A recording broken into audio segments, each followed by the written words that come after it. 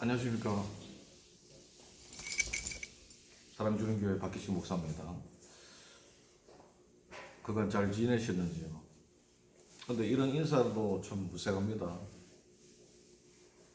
지금 나라의 경제 상태, 또 코로나 사태, 여러 가지로 여러분들 삶 자체에 우환이 많이 있을 것입니다.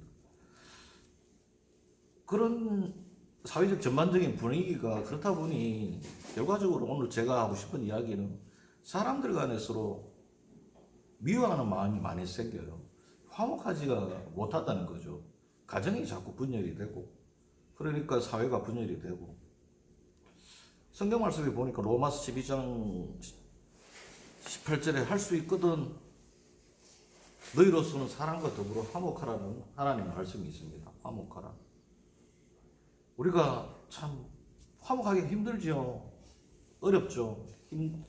또 여러 가지 환경과 상황이 우리에게 도움을 주지 않을 때 마음이 자꾸 우리 마음이 강박해집니다. 좁아집니다. 이해하기보다는 이해받기를 원하게 되죠. 전부 이기적인 마음을 가지게 되죠. 이타적인 마음보다. 그런 의미에서 여러분들을 화목을 저는 이야기하고 싶습니다.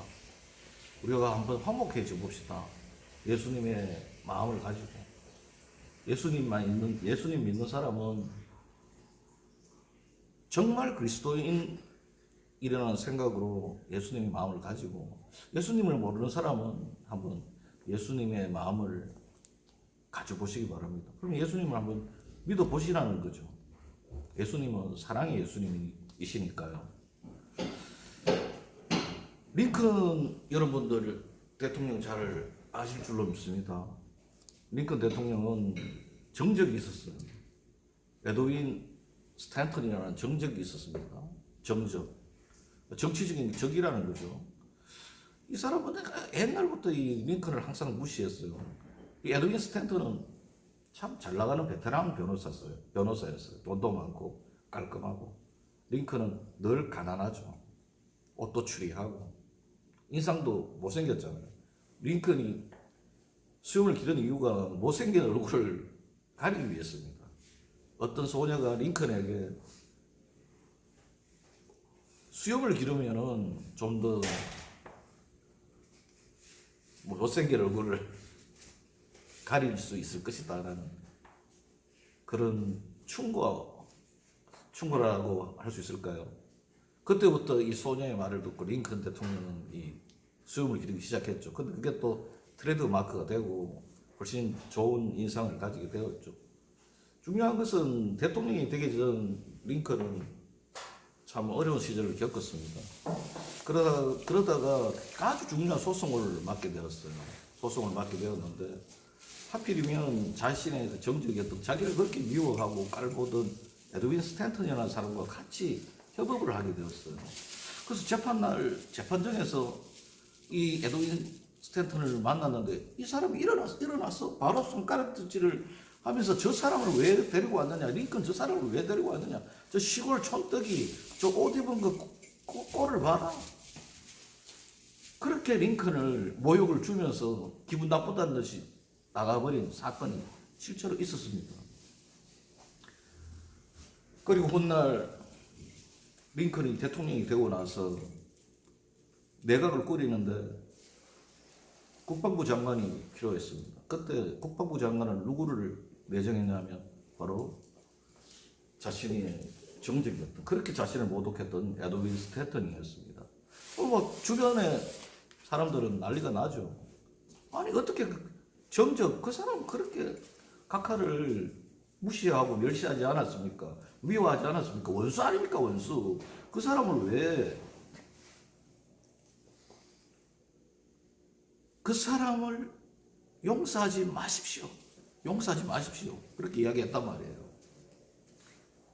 그런데 링컨은 그렇게 얘기했습니다. 그래, 사람은 나도 믿지만은 내가 예수님의 사랑으로 내 마음에서 그 사람에 대한 미움을 다 녹여버렸다.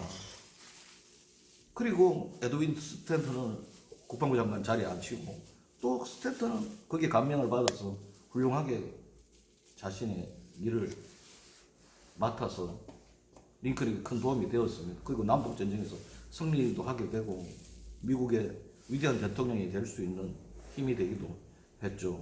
여러분 어떻습니까? 마음에 여러분들은 그런 정적을 원수를 미워하지 않고 용서할 수 있습니까? 사랑으로 감싸줄 수 있겠습니까? 정말 어려운 일이죠. 불가능한 일이죠. 그래서 저는 여러분들께 예수님을 믿어보라고 이야기하고 싶습니다. 예수님의 마음을 가져보라고 이야기하고 싶습니다. 왜냐하면 링컨도 자신의 인격으로는 할 수 없지만 자신의 마음에 있는 예수님의 마음을 가지고 자신의 정적이었던 원수였던 스탠턴을 용서하고 그를 국방부 장관으로 임명을 했다는 거죠.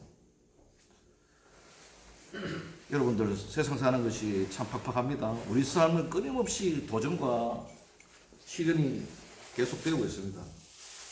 도전과 시련이 계속되고 있습니다. 여러분들 이런 세상 가운데서도 여러분 주님을 바라보는 삶을 가져보면 어떨까요? 우리 모두가 주님을 바라보고 하나님께 기도하면서 예수님이 믿음, 소망, 사랑 중에 그 중에 제일은 사랑이라고 고린도전서 13장에 말씀하고 있습니다. 결국 사랑은 용서합니다. 이해합니다. 화목을 이루게 합니다. 여러분들, 여러분의 인생을 여러분들 스스로가 핸들을 잡고 있으면은 그 인생은 망할 수밖에 없어요. 그 배는 좌초할 수밖에 없고 또 그 자동차는 전복될 수밖에 없습니다. 저는 여러분들의 평안한 삶의 환경이 사람을 바라보는 것이 아니다. 주변을 바라보는 것이 아니다. 바로 여러분 절대자이신 하나님을 바라보는 것이다 라는 것을 이야기하고 싶습니다. 여러분들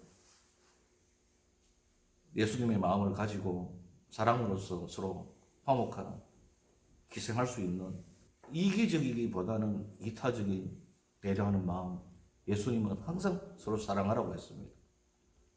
어려운 일이죠. 그러나 하나님 믿는 그 믿음으로는 할 수 있습니다. 여러분 사랑의 마음을 가집시다. 예수님의 마음을 가지고 봅시다.